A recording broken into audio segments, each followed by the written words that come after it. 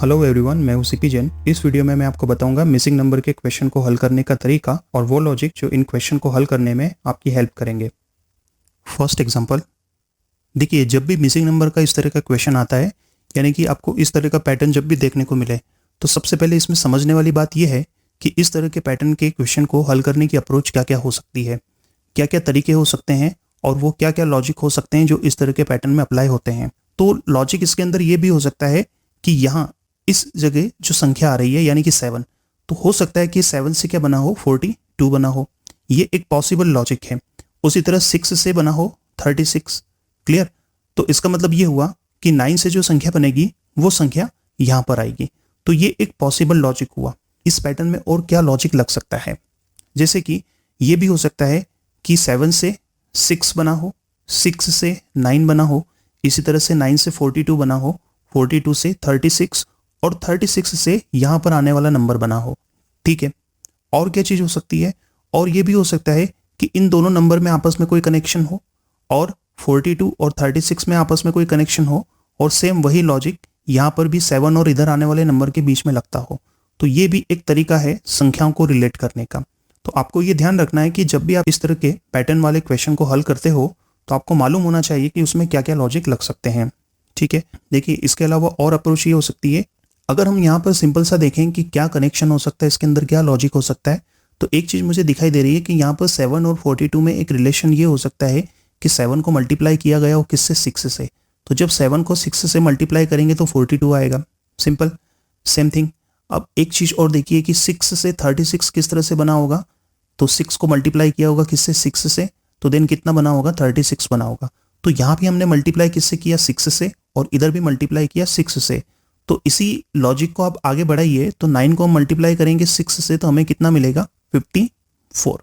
तो देखिए एक लॉजिक हमने यहाँ पे ट्राई किया है और उस लॉजिक से हमें एक नंबर मिला 54। पर अब देखना यह है कि 54 ऑप्शन में अवेलेबल है या नहीं है। तो ऑप्शन आपके सामने है, पर मुझे तो इन ऑप्शन में 54 नहीं दिखाई दे रहा है। तो देखिए, अब जब भी आप कोई लॉजिक ट्राई करते हो और उससे जो भी नंबर आपको मिलता है, अगर वो नंबर ऑप्शन में नहीं है, तो इसका ये मतलब नहीं होगा कि आपका लॉजिक गलत है। इसका एक ही मतलब है, और वो ये है कि क्वेश्चन पूछने वाले व्यक्ति ने इसमें जो लॉजिक अप्लाई किया है और आपने जो लॉजिक अप्लाई किया है, वो दोनों लॉजिक अलग अलग हैं। ठीक है, तो आपको क्या करना है, आपको उस लॉजिक तक पहुंचना है जो क्वेश्चन पूछने वाले व्यक्ति ने इसमें अप्लाई किया है। तो ठीक है, ये तो हो गई वो लॉजिक की बात जो हमने अभी अप्लाई किया। हम और ट्राई करके देखते हैं कि इसके अंदर और क्या पॉसिबिलिटी हो सकती है। तो देखिए एक बात और ध्यान दें कि इस तरह के पैटर्न में ये भी हो सकता है। देखिए मैं इस पैटर्न को हाफ कर देता हूं, यानी कि ये ऊपर वाला हिस्सा और ये नीचे वाला हिस्सा। तो इसके अंदर और लॉजिक क्या लग सकता है, ये भी हो सकता है कि इस ऊपर वाले हिस्से में जो भी नंबर्स हैं, इन नंबर्स का योग, और ये जो नीचे वाले नंबर्स हैं, इन नंबर्स का योग, यानी कि इनका सम इक्वल भी हो सकता है। तो देखिए ये जो नीचे है 9, 42 और 36, मैं इन नंबर को ऐड करता हूं। तो देखिए 36 प्लस 42 देन प्लस 9, जब आप इस नंबर को ऐड करेंगे तो देखिए इसमें आपको कितना मिलेगा, 87 मिल जाएगा। क्लियर? तो इसका मतलब ये हुआ कि यहाँ जो ऊपर ये नंबर्स हैं, इन नंबर्स को जब आप ऐड करोगे तो आपको कितना मिलना चाहिए, 87। क्लियर? तो देखिए 6 + 7 कितना हो जाएगा, 6 + 7 हो जाएगा 13। अब आपको 87 बनाना है, तो 87 बनाने के लिए आपको कितना और चाहिए, तो आपको चाहिए 74। तो 13 में जब आपने 74 को ऐड किया तो आपको कितना मिला, 87। इसका मतलब जो नंबर हमें रिक्वायर्ड था 87 बनाने के लिए वो है 74। तो यहाँ पर जो नंबर आना चाहिए वो है 74। तो ये हमने एक दूसरा लॉजिक ट्राई किया, और अगर आप ऑप्शन की तरफ देखोगे तो ऑप्शन में आपको ऑप्शन डी में 74 मिल जाएगा। तो इसका मतलब ये हुआ कि क्वेश्चन पूछने वाले व्यक्ति का जो लॉजिक था और हमने जो लॉजिक अभी ट्राई किया, ये दोनों लॉजिक सेम है। क्लियर? तो ये बात आपको समझनी होगी कि इन क्वेश्चन में एक से ज़्यादा लॉजिक भी अप्लाई होते हैं, और ये बात मैं आपको फर्स्ट वीडियो में बता चुका हूँ। क्लियर है? बढ़ते हैं अगले एग्जाम्पल की तरफ।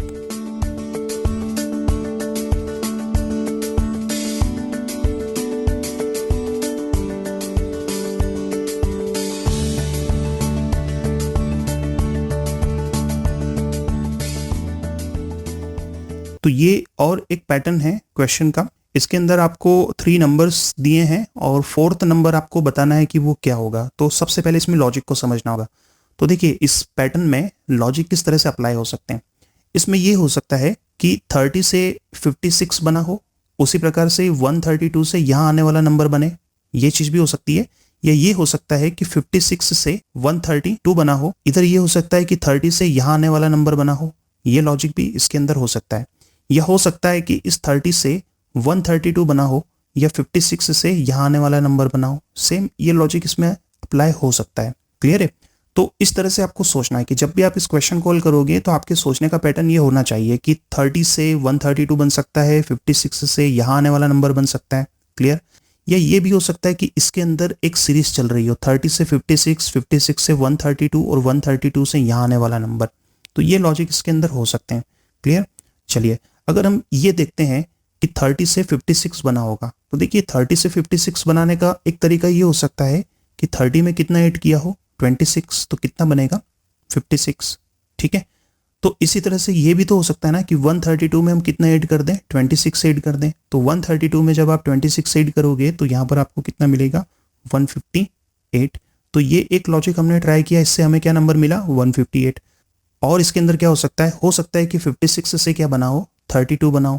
तो देखिए 56 का डबल करके देखते हैं, 56 का डबल कितना हो जाएगा, 56 का डबल हो जाएगा 112, यानी कि 112, 56 का डबल होगा। ओके, अब हमें चाहिए 132, तो ये भी तो हो सकता है कि इसमें कितना ऐड किया हो, 28 किया हो, तो 28 करके कितना बन गया, 132 बन गया। तो सेम थिंग वो इधर भी हम अप्लाई कर सकते हैं कि पहले 30 का हम क्या कर दें, डबल कर दें।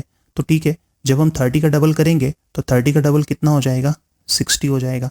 देन उसके बाद ऐड कितना करना है, 20, तो आप यहाँ पे 28 कर दीजिए, तो कितना आ जाएगा, 80 आ जाएगा।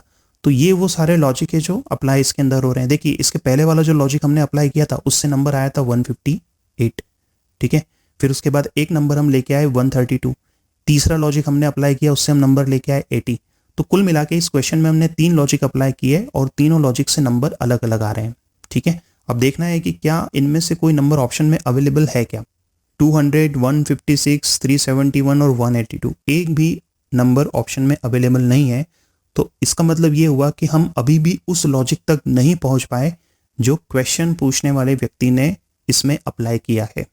एक चीज हमेशा ध्यान रखिएगा कि जब भी आप मिसिंग नंबर के क्वेश्चन को हल करो तो आपने एक चीज कभी नहीं भूलना है, आपको स्क्वायर्स नहीं भूलने हैं, यानी कि आपको वर्ग, ये चीज कभी भी नहीं भूलना है, ये बहुत ही इंपॉर्टेंट है। ठीक है, तो आप एक चीज इसके अंदर ये देखो कि क्या 30 को हम किसी स्क्वायर से कंपेयर कर सकते हैं, ये सबसे नियरेस्ट किस नंबर के स्क्वायर के नियरेस्ट होगा।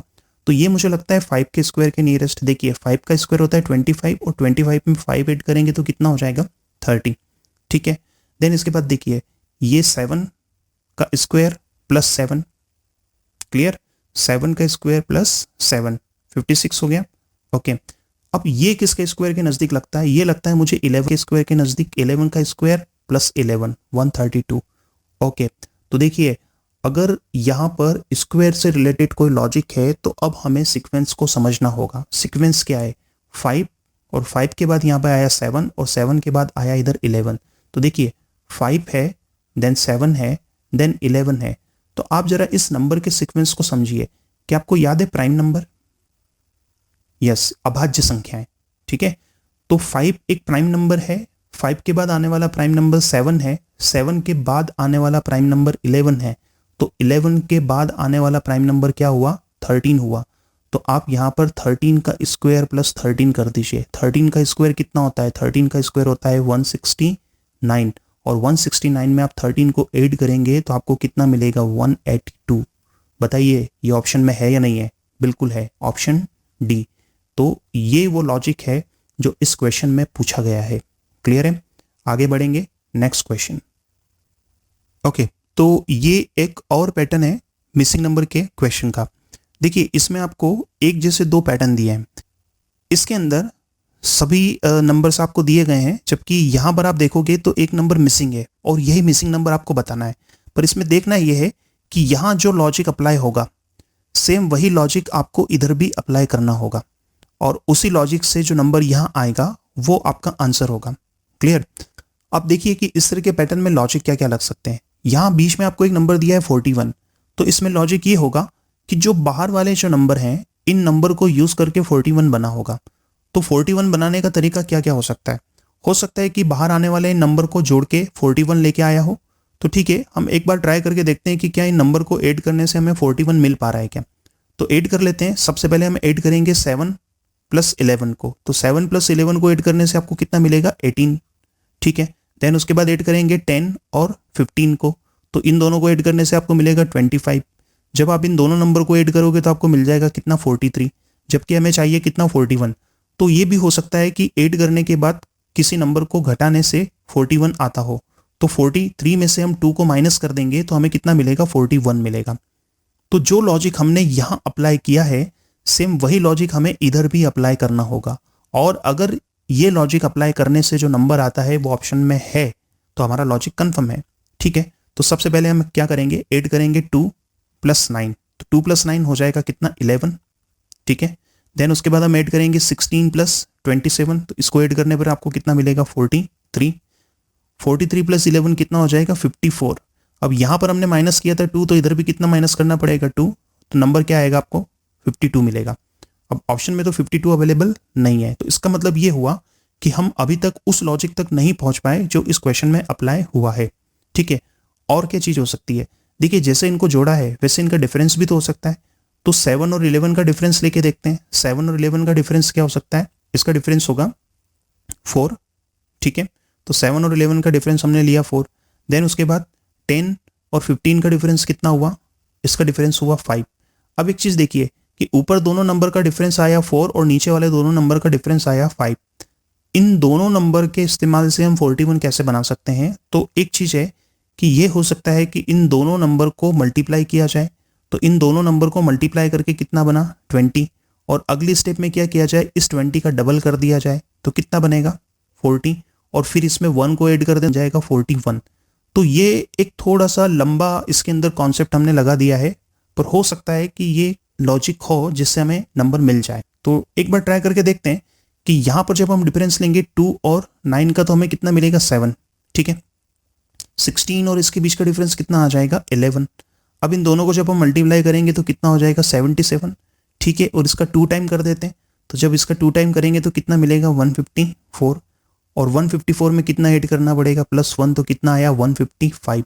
अब 155 भी ऑप्शन में नहीं है। अब 155 अगर ऑप्शन में नहीं है तो इसका मतलब ये हुआ कि हमारा ये लॉजिक भी कंफर्म नहीं हो पा रहा है। तो 2 लॉजिक हमने ट्राई किए और इन दोनों लॉजिक से जो नंबर हमें मिले वो नंबर ऑप्शन में नहीं है। तो कोई चिंता की बात नहीं है। देखिए यहाँ पर हम क्या लेके आए थे, 4 और 5। ठीक है, तो 4 और 5 को हमने मल्टीप्लाई किया, तो ये भी तो हो सकता है ना कि 4 और 5 के स्क्वायर को यूज़ किया हो। तो देखिए 4 का स्क्वायर कितना होता है, 16, और 5 का स्क्वायर कितना होता है, 25। इनको ज़रा ऐड करके देखिए तो कितना आ रहा है, 41 आ रहा है। क्लियर। ठीक है, फिर हमने यहाँ पर एक नंबर लेके आए थे 7 और इधर क्या डिफरेंस लिया था, 11।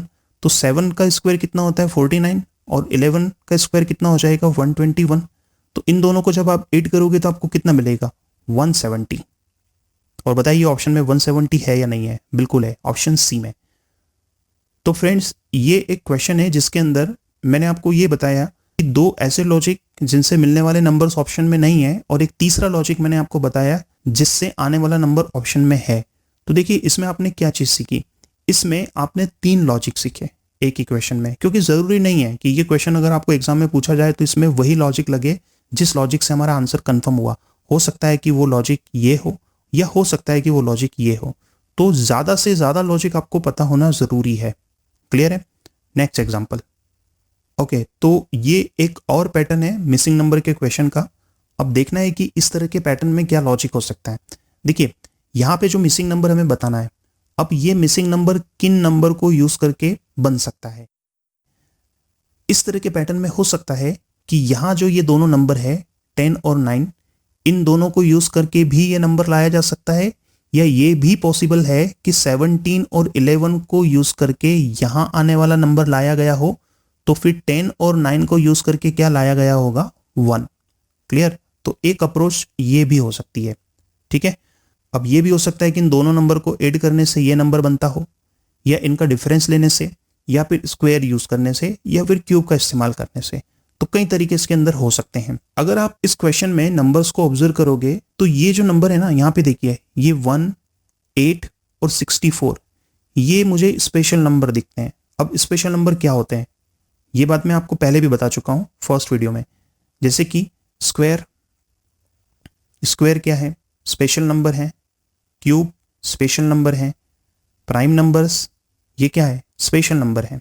इन 3 टाइप्स के नंबर्स को ऑलवेज माइंड में रखकर ही आप मिसिंग नंबर के क्वेश्चन को हल करो। तो मुझे यहाँ पे 64 दिखाई दे रहा है, तो अगर आप देखोगे कि 64 क्या है, 64 स्क्वायर भी है और क्यूब भी है। क्लियर? स्क्वायर तो ये 8 का है और क्यूब किसका है? 4 का। 1 स्क्वायर भी होता है, क्यूब भी होता है। 8 एक ऐसा नंबर है जो केवल क्यूब है, तो हम ये मान के चलेंगे कि ये तीनों नंबर क्या है? क्यूब है। तो 8 किसका क्यूब हुआ? 8 क्यूब हुआ 2 का, 1 हो जाएगा 1 का क्यूब, और 64 किसका क्यूब होगा? 4 का क्यूब होगा। तो एक चीज है कि हमें यहाँ पे लाना है 4, हमें इधर चाहिए 1 और इधर चाहिए 2। तो एक चीज है, अब आप ये सोचो कि 4 कैसे आ सकता है। तो सिंपली मुझे यहाँ पे नजर आ रहा है कि अगर मैं 3 और 1 को ऐड करता हूं तो कितना बनेगा? 4, और 4 का क्यूब कितना हो जाएगा? 64। तो सेम चीज देखिए कि क्या इधर अप्लाई हो रही है क्या? जब 2 और 6 को ऐड किया तो कितना आया? 8, और 8 का क्यूब कितना होता है? 512। वो तो यहाँ पे कहीं नहीं दिख रहा है, तो ये लॉजिक इसके अंदर नहीं लग रहा है। ठीक है, एक चीज हो रही है कि अगर हम 3 और 1 को ऐड कर सकते हैं तो हम इनका डिफरेंस भी तो ले सकते हैं। तो 3 और 1 का डिफरेंस कितना आ रहा है? 3 और 1 का डिफरेंस आएगा 2, और 2 का क्यूब कितना होता है? 8। तो वो 8 हो सकता है कि कहाँ लिखा हो? यहाँ पर लिखा हो। अगर यही लॉजिक है तो फिर 2 और 6 का डिफरेंस लीजिए, कितना है? 4, और 4 का क्यूब कितना होता है? 64। तो देखिए ये 64 यहाँ पर लिखा हुआ है। ठीक है, अब देखिए 10 और 9 का डिफरेंस कितना होता है? 1 होता है, और 1 का क्यूब कितना होता है? 1। तो यहाँ पर आपको 1 मिल जाएगा। अब इन 3 स्टेप में सेम लॉजिक अप्लाई हो रहा है। तो 17 और 11 का आप डिफरेंस लो, तो 17 और 11 का डिफरेंस आपको कितना मिलेगा? 6। और बताइए 6 का क्यूब कितना होता है? 6 का क्यूब होता है 216। अब देखना यह है कि 216 ऑप्शन में है या नहीं है। तो 216 ऑप्शन में अवेलेबल है। करेक्ट ऑप्शन होगा सी। तो फ्रेंड्स, नेक्स्ट वीडियो को देखना बिल्कुल ना भूलें। उस वीडियो में मैं आपको मिसिंग नंबर के और क्वेश्चन हल करवाऊंगा। अगर आपको ये वीडियो पसंद आया हो तो प्लीज इसे लाइक कीजिए, शेयर कीजिए, और इस चैनल को भी आप सब्सक्राइब कर लें, क्योंकि जो भी नई वीडियो इसमें अपलोड होगी उसकी इन्फॉर्मेशन आप तक आसानी से पहुंच जाएगी। Thank you.